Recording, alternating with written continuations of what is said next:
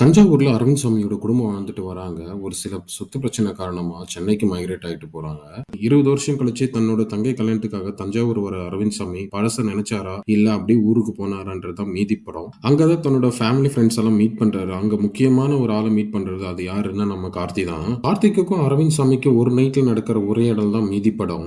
கிட்டத்தட்ட இந்த படம் 96 மாதிரியே இருக்கும். ஃபர்ஸ்ட் ஹாஃப் நல்லாவே முடிஞ்சது. செகண்ட் ஹாஃப்ல சில சீனால லேக் ஆகுது. படத்துல 4-5 சீன் ரிமூவ் பண்ணியிருந்தாலே போதும் பிளாக் பஸ்டர் ஆயிருக்கும். படத்துல என்ன ரொம்பவே பாதிச்ச சீன் எதுன்னா, கார்த்தி தன்னோட சைக்கிள் கதையை சொல்லும் போதும் அரவிந்த் சாமி தன்னோட வீட்டு கதையை சொல்லும் போதும் ரொம்பவே நல்லா இருந்தது.